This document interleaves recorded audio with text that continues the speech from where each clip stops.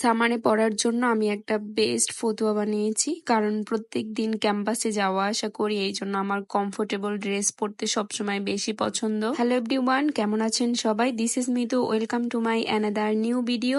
এখানে ফতুয়া বানানোর জন্য আমি কটন ফেব্রিক্স নিয়েছি, আর সেই ফেব্রিক্সটা আমার মেজারমেন্ট অনুযায়ী কেটে নিচ্ছি। কেটে নেওয়ার পরে আমার যে গরিবের সাবানার একটা মেশিন আছে, তো সেই সেলাই মেশিনে এটা সুন্দরভাবে সেলাই করে নিচ্ছি। আমার লাইফের সব থেকে পছন্দের এবং প্রিয় কাজ হলো নিজের ড্রেস নিজেই ডিজাইন করে বানানো। নিজের কাজ নিজে করার মতো শান্তি হয়তো পৃথিবীতে আর কিছুতে নেই। এই যে আমার ফতুয়াটা সেলাই করা হয়ে গেছে, আর আমি ফতুয়ার ফ্রন্ট সাইডে কিছু কলকা ডিজাইন করব। ইউটিউবে এত এত আপুদের কলকা ডিজাইনের ভিডিও দেখি যে সেগুলো দেখেই আমার এই ডিজাইনগুলো করতে মন চায়, কিন্তু সময়ের অভাবে আমি অনেক কিছুই করতে পারি না। কখনো কলকা ডিজাইন করি নাই, সেই কারণে এটা তো প্রথমবার, সেই জন্যই আমি আমার ফতুয়াতে সুন্দরভাবে কলম দিয়ে এঁকে নিছি, যাতে আমার ডিজাইনটা করতে সুবিধা হয় আর সবকিছু ঠিকঠাক থাকে, একদমই যেন কোনো কিছু আঁকাবাঁকা না হয়, সেই জন্যই এঁকে নিছি। কলকার ডিজাইনটা আমি যে ফেব্রিক অ্যাক্রিলিক কালার আছে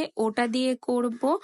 আর তোমরা যারা রঙের কাজ করো জানো যে ফেব্রিক্সে রং করতে গেলে একটু করে তারপর সেটা শুকানো পর্যন্ত ওয়েট করতে হয়, সেটা শুকিয়ে গেলে দেন অন্য ডিজাইন আবার করতে হয়।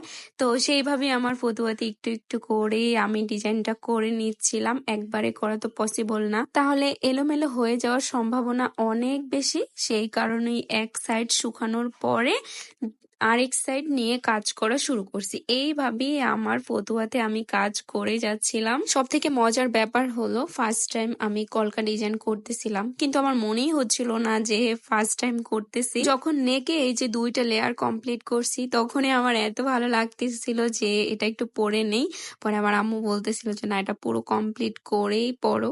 এরপর এই যে নিচে একটা বড় কলকা দিয়ে দিচ্ছি।